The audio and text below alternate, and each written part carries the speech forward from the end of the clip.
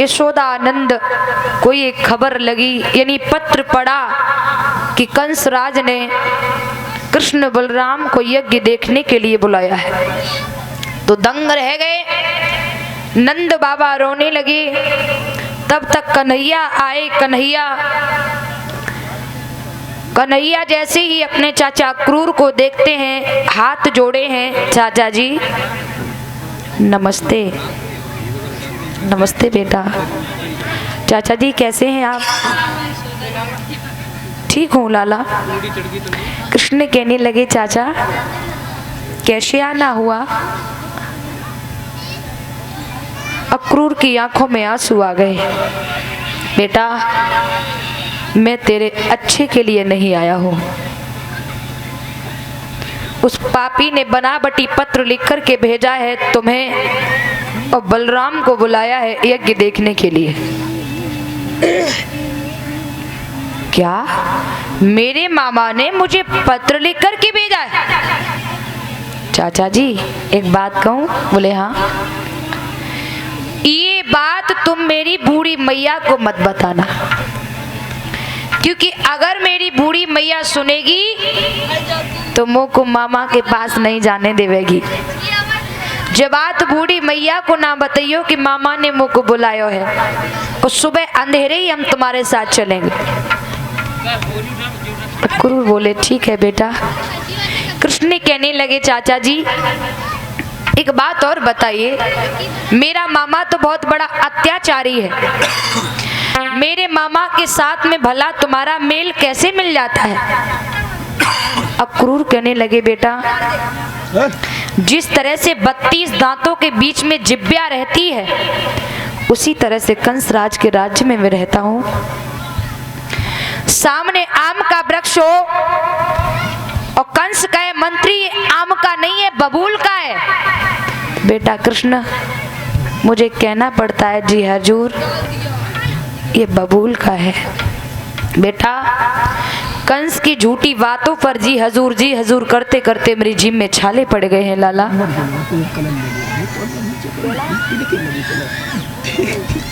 और श्रीमान कैलाश जी मवई से 51 रुपये सम्मानित कर रहे हैं। प्रभु से प्रार्थना करेंगे जीवन में कले वेदना ना आए, क्षेत्र में आगे हाथ बढ़े, आशा आकांक्षा है।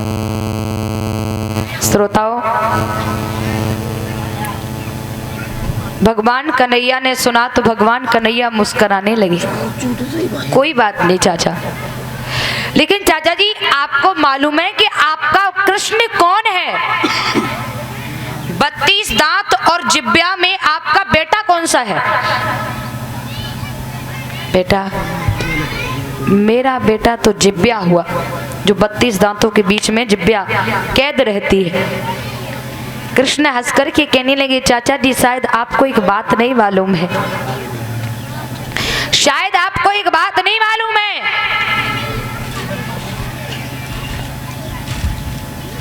जिब्या 32 दांतों से कम नहीं है। अगर जिब्या अपनी से पर आए, अगर जिब्या अपनी सी पर आ जाए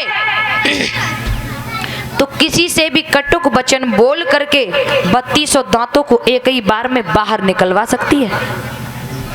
जानते हैं आप? तो आप जिब्या को कम नहीं समझें। आप चिंता ना करें, मेरा मामा मेरा कुछ नहीं बिगाड़ पाएगा। क्या? बोले हाँ। लेकिन चाचा मेरी बूढ़ी मैया को ना बताइयो। भगवान कन्हैया क्या करते हैं, शाम को अपने हाथों से मैया को भोजन कराते हैं। बाबा को, भैया को, चाचा को, सभी को भोजन कराया।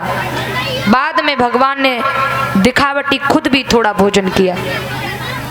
पलंग पर लेट गए। बातें बहुत हो रही हैं।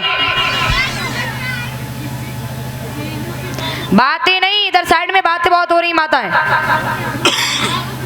कमाल है, ये यही नहीं मालूम कथा सुनने आई है या फिर पंचायत घर में बैठी हैं। समझ में नहीं आता कुछ।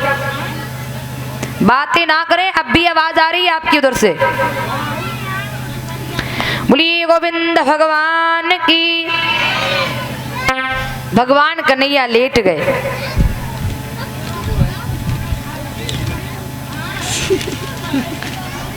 मेरे कृष्ण को सारी रात नींद नहीं आई। कभी इधर करवट बदलते हैं, कभी इधर करवट बदलते हैं।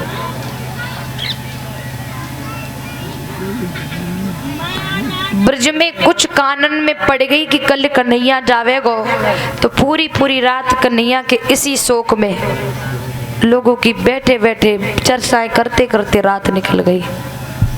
वैसे मेरी कृष्ण पलंग छोड़ते थे सुबह 7 बजे, लेकिन उस दिन कन्हैया ने पलंग छोड़ दिया 4 बजे। 4 बजे पलंग छोड़ा, बाबा को जगाया, भैया को जगाया, चाचा को जगाया, लेकिन बूढ़ी मैया को नहीं जगाया। जाकर के रथ में सवार हो गए चुपके से। अचानक ही बूढ़ी मैया की आंख खुली, देखा है पलंग खाली पड़ा है। मैया को ऐसा लगा मानो उसका सर्वस्व लुट गया हो। जिस तरह से गाय बछड़े के लिए रम्हा करके भागती है, उसी तरह से मैया बेटा कह करके उठ करके भागी बाहर। देखा है कृष्ण बलराम रथ में सवार है, और जैसे ही कन्हैया को रथ में सवार देखो, एकदम से मैया की हिलकी बंद गई और रोई की बोली, लाला कन्हैया तू कहाँ जा रहा है? तूने तो जा बूढ़ी मैया को कुछ बतायो भी ना, बिना बता ही तू चल दो। लाला कृष्ण का जा बूढ़ी मैया की ममता में कुछ कमी रह गई, जो तू ऐसे जा बूढ़ी मैया से मुंह मोड़ के जा रहे हो है कन्हैया। कन्हैया ने नन्हे नन्हे हाथों से मैया के आंसुओं को पोंछा, लेकिन बाद में कृष्ण के भी आंसू आ गए। माँ से छुप कर के कन्हैया ने अपने आंसू पोंछ लिए। अंदर से आवाज आई, अरे कृष्ण तू ही रोएगा तो माँ को कौन समझाएगा। कृष्ण मैया को समझाते हैं, माँ का हाथ हाथ में लिया, एक बात कही, मैया तू रोइए ना। देख मैया मुझको मामा ने बुलाओ है, आज जा रहा हूँ, कल यज्ञ देखूंगा, परसों लौट के जरूर आ जाऊंगा, थेपा तू रोइए ना। यशोदा मैया रोई की बोली, बेटा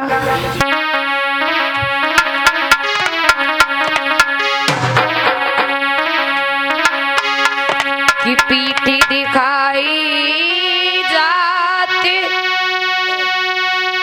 लाल निक तैसे ही मुख दिखलाइयो रे।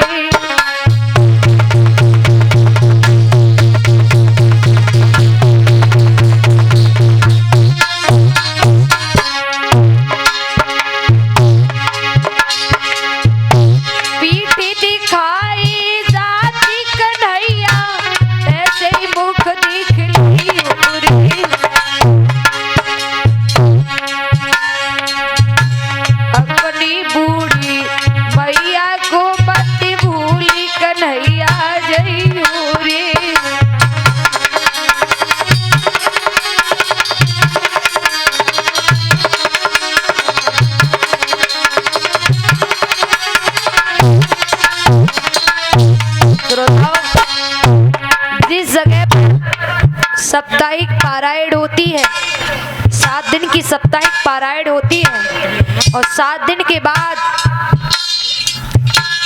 जब उस व्यास पीठ को हटाया जाता है, कितना बुरा लगता है। लेकिन जहां से साक्षात भगवान ही जा रहे हो, उस ब्रज की क्या हालत होगी। जहां से साक्षात भगवान ही जा रहे हो, उस ब्रज की क्या हालत हुई होगी। यशोदा मैया ने लाला कन्हैया को सीने से चिपटा लो, एक बात की बेटा, तो न मालूम तेजान के बाद में जब बूढ़ी मैया कैसे रहेगी।